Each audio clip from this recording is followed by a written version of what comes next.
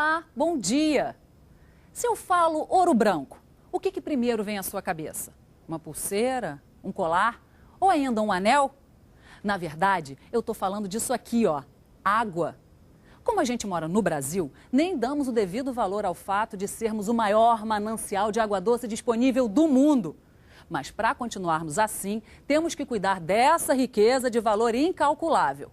Por outro lado, num país de tantas desigualdades, é preciso trabalhar duro para fazer chegar de maneira democrática a toda a população água tratada e de qualidade. Porque isso é saúde. Aliás, saúde literalmente. Tchim-tchim. Tá sem o seu copinho? Então vai correndo pegar, que eu te espero depois dos comerciais. Estamos de volta com responsabilidade e hoje, para falar justamente de ouro branco, estamos com o Wagner Victor, presidente da nova SEDAI. Bom dia, Wagner. Bom dia, Cláudia. É um prazer estar no teu programa, um programa que sempre que a gente pode assiste, com bastante audiência, num tema muito importante que é a responsabilidade social. E é justamente disso que a gente quer falar com você. Fala pra gente um pouco, porque eu vejo muita ação sua, quer dizer, como presidente da empresa, né? Quando eu vou ao Maracanã, eu vejo que em cada descarga tem um selinho da SEDAI. Quando eu vou ao Sambódromo no Carnaval, eu vejo também que você fica nessa campanha ali, água mole em pedra dura, aliás, literalmente, né? Porque você fica se preocupando com as descargas, com as pias que ficam vazando. Isso deve fazer bastante diferença no volume depois. E a responsabilidade social da SEDAI?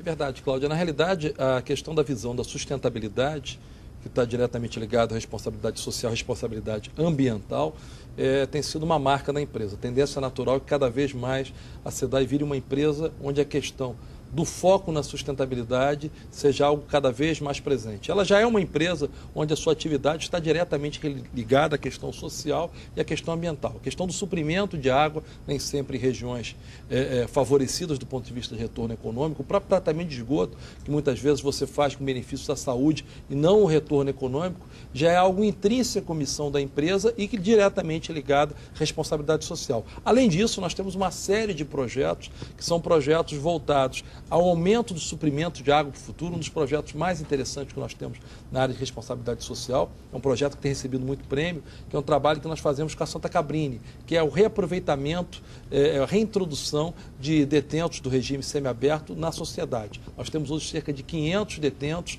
onde nós hoje damos um curso, praticamente um MBA, uma pós-graduação, são mais de 1.000 horas dados pela Universidade Rural do Rio de Janeiro, eles se formam em agente de reflorestamento ambiental e nós treinamos neles na produção de mudas para reflorestar as matas ciliares dos rios que abastecem água. Na verdade, é a remissão de pena, isso, né? Que vocês... É uma remissão de pena, é um trabalho feito com o Tribunal de Justiça, com o Ministério Público e, ao mesmo tempo, qualificando, oferecendo mão de obra e, além disso, dando retorno econômico para a empresa, porque são pessoas que têm um custo efetivo, você está liberado de uma série de encargos sociais, bastante reduzido em relação ao trabalhador normal. Então é um projeto muito importante, como eu falei, qualquer trabalho voltado à questão do meio ambiente, você citou o exemplo do Maracanã, a questão de incutir na cabeça do povo que a água é um recurso finito e muitas vezes as pessoas não programaram isso na sua cabeça porque teve uma oferta infinita no passado, é fundamental para a sobrevivência do futuro da sociedade. Então, cada vez mais, e não só empresas como a SEDAI que trabalham nisso, a gente tem grandes empresas que trabalham visando o reaproveitamento de água, tem a Petrobras, nós temos a Vale do Rio Doce, temos o Bradesco, a Coca-Cola, empresas muitas no Rio de Janeiro que estão trabalhando focados na questão do uso eficiente da água, uso eficiente dos recursos, utilizando também reaproveitamento material e reciclagem. E um dos grandes trabalhos que nós estamos fazendo, que talvez seja o grande diferencial para o futuro, será o abastecimento do Complexo Petroquímico do Rio de Janeiro, conhecido como Comperj, refinaria petroquímica, que eu tive o prazer de conduzir o processo para conquistar aqui no passado, junto com a governadora Rosinha, com o nosso amigo Cristino Áureo, com todos do Rio de Janeiro, com a sociedade do Rio de Janeiro. Nós vamos abastecer essa refinaria através de água de reuso, uma água hoje que é lançada, jogada fora, uma água utilizada para lavar os filtros do Guandu. Essa água nós vamos utilizar parte para abastecer o Comperj e parte para abastecer a população do entorno. É o maior projeto de utilização de água de reuso do Brasil, visando essa questão de preservar uns recursos naturais, especialmente a água, que, como você disse, é o nosso ouro branco. Eu quero muito falar da parte da água de reuso, mas eu me lembro também, você estava falando do Maracanã, então tem tanta coisa para a gente passar, deixa eu ver se eu me organizo. Então, olha só, o Maracanã. Eu li uma vez uma matéria que você dizia que estava fazendo, você queria ter um projeto de captação de água de chuva para poder... Isso está... O Maracanã nós estamos agora no processo da parceria público-privada, que o governador Sérgio Cabral está elaborando, fazendo sistemas de captação para que a água de chuva possa ser utilizada na questão da irrigação do gramado e para áreas onde a água não é utilizada para consumo humano, a questão do regime de descarga, mas basicamente a própria hidratação, a irrigação do gramado é possível fazer com sistemas de coleta. E o Maracanã hoje tem uma arquitetura favorável, a própria declive do Maracanã, aquelas encostas superiores, permite uma captação de água de chuva. Como o Maracanã entrará numa parceria público-privada, como o Maracanã será um símbolo da sustentabilidade para a captação de grandes eventos para o Rio de Janeiro, tal qual a Olimpíada de 2014, já conseguida pelo menos a final aqui no Rio de Janeiro, mas para os próprios Jogos Olímpicos, onde essa questão é fundamental. Inclusive, essa semana que passou, nós estivemos trabalhando com o pessoal do Comitê Olímpico, onde essa questão da responsabilidade social relacionada à questão ambiental é um foco-chave, um diferencial bastante positivo para o Brasil captar esse evento em detrimento a outros países que estão competindo conosco, especialmente as cidades de Tóquio, Madrid e Chicago. Victor, para quem está em casa e é ecoconsciente, a pessoa gostaria de contribuir gastando menos água, até pelo bolso, mas muito mais por uma questão ambiental. É possível uma pessoa que mora numa casa e não em apartamento, ou até quem mora em apartamento, poder captar a água da chuva? Isso é uma coisa fácil de ser modificada? Não, é possível. O grande problema que você tem que ter é saber a maneira. Às vezes é fácil de captar, inclusive para irrigação. Agora, ele tem que ser feito com uma técnica mínima, de maneira que os recipientes estejam fechados, para não proliferar a questão do mosquito, o Aedes, que diretamente acontece a dengue. Mas talvez um grande benefício, não só da captação, é a questão do uso racional da água. Cláudia, muitos de nós fomos programados no passado, e eu vou fazer uma coisa, vou te contar um segredo, vou pedir para tu não contar para ninguém. Pode deixar. Eu, quando era bem pequenininho, eu não conseguia fazer pipi no banheiro, meu pai falou, para fazer pipi, abre a torneira, deixa a torneira caindo água para fazer aquele barulhinho. E eu, depois, mais velho, não conseguia fazer xixi se não tivesse torneira aberta. Eu depois me toquei, falei, ora, meu pai me ensinou a fazer xixi, mas ao mesmo tempo ele tinha na cabeça dele o recurso infinito e eu estava gastando água. Hoje eu já consigo fazer xixi com a torneira fechada. Como muita gente consegue já escovar o dente com a torneira fechada, se ensaboar com o chuveiro fechado, não usar a questão da chamada vassoura hidráulica, que a grande maioria das pessoas utilizam. Então, esse uso racional, olha, o consumo normal de uma população seria algo de 200 a 250 litros per capita dia. Nós temos municípios do Rio de Janeiro que, como o Rio das Ostras, que chegaram a consumir 900 litros per capita dia. Um total desperdício. E quando você desperdiça, não só você compromete o futuro, como muitas vezes você compromete o abastecimento de um vizinho seu que está na ponta da linha. As pessoas que usam chuveiro a gás em casa, até a água esquentar, a pessoa desperdiça outro banho. Existe alguma maneira da gente tomar uma providência em relação a isso? Eu conheço algumas pessoas, eu vou falar a verdade, eu não faço, mas conheço muita gente. Já inclusive entra um na que água vai, fria. que é conhecido seu, que é o Gustavo Najib, você conhece, fez uma série de programas de rádio com a gente, que o Najib tem um baldezinho no banheiro, que até a água esquentar ele enche o baldezinho, depois daquele balde ele usa para descarga, usa para irrigar. Conheço muita gente que faz isso, eu ainda não consegui fazer esse debate. Você tem razão, o chuveiro a gás, ao mesmo tempo que ele está economizando energia elétrica, basicamente a maioria dos nossos chuveiros são elétricos, ele tem um timing, um delay até esquentar a água, que se torna um grande desperdício. Então as pessoas talvez tenham que se acostumar já a saber a regulagem e começar com um banhozinho frio, se acostumando, esquentando progressivamente. Olha, não vou te Com mentir. isso vão até economizar mais o gás, sabia, Cláudia? Porque você, com sensação, você não precisa esquentar muito, a água vai gastar menos gás e vai conseguir tomar um banho mais fresquinho, que inclusive faz bem para a pele.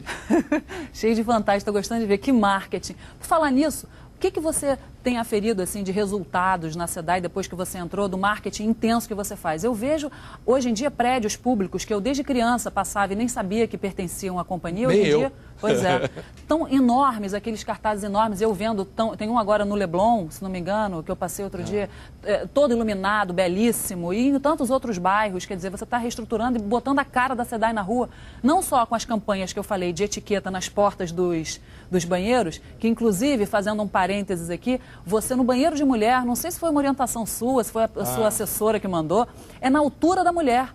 Porque claro. não é aqui, é justamente quando a mulher Cláudia, abaixa, né? Isso é uma coisa. Eu, inclusive, peguei a altura média do cara que vai ao Maracanã e aquele cara que faz o pipi naquele famoso mijódromo, na altura é coisa, tá? Do olho dele. Enquanto o cara tá relaxando no xixi, ele tá ganhando a mensagem, poupe água, porque dizem que é o momento que a pessoa absorve até melhor, que ele tá mais introspecto, não tem nada que pensar, ele fica recebendo aquela mensagem forte. Mas esse negócio da imagem é fundamental, porque não existe relação que obra de engenharia tem que ser feia. As pessoas acham que obra de engenharia tem que ser feio. Tá aí aquele monstrengo que era a Estação Alegria, que nós inauguramos com o governador Cabral em janeiro, hoje é uma obra lindíssima.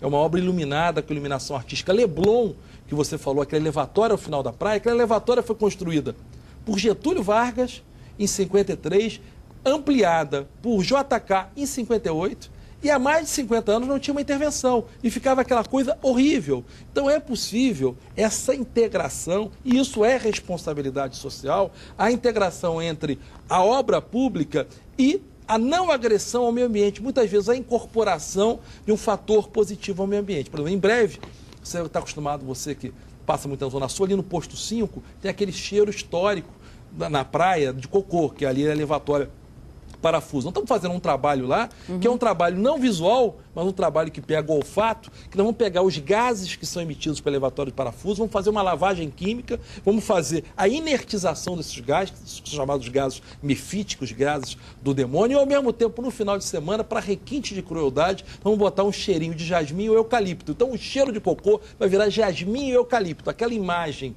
não visual, mas olfativa, aquela percepção olfativa que se tinha de décadas cheirando cocô, muito ruim, no posto 5 vai virar cheirinho de eucalipto e jasmim. Pode me cobrar, em 90 dias a obra está inaugurada. Quem passar ali na praia já vai ver a obra em andamento. Que bacana, estou gostando de ver, assumindo compromissos. A Estação Alegria, ela processava antes 400 litros por segundo, né? É, a Estação Alegria, em regime primário, que é tirar 40% da carga orgânica. Hoje a Alegria... Explica para quem está em casa o que é isso, Victor. 40% de carga orgânica, você chega lá com uma quantidade... O produto chega muito escuro, composto com diversos esgoto, e só tira 40%. Hoje nós processamos 2.500 litros por segundo e tirando 98%. A água que entra na Alegria, você não vê a que sai, você não vê a diferença dela visual para uma água potável. O melhor exemplo é que na Estação Alegria, na saída do secundário, a água que é descartada, eu botei um aquário de carpas. Tem um aquário de carpas e de 18 mil litros que as pessoas podem visitar, e nas próximas 4 semanas vão inaugurar um centro de visitação ambiental em Alegria, onde as pessoas vão ter só profissionais, primeiramente de nível universitário e pós-graduação, vão receber uma palestra sobre a questão de tratamento de esgoto, programa de poluição, vão ganhar um certificado de visitação, vão conhecer a nossa central de produção de mudas e vão ver que a água como entra e a água como sai, demonstrando a qualidade da melhoria. E o que acontece? O que são 2.500 litros por segundo? É um maracanãzinho cheio de esgoto por dia até a borda, um maracanãzinho de cocô que é tirado por dia da Baía de Guanabara. E o resultado, o que deu? Algumas semanas atrás saiu publicado num grande colunista aqui do Rio de Janeiro, a nota não fui eu que dei, foi o INEA que deu, dizendo que o ponto mais crítico da Baía de Guanabara, que era na saída do canal de Cunha, tinha historicamente uma medição da ordem de 160 mil coliformes fecais para cada 100 mililitros.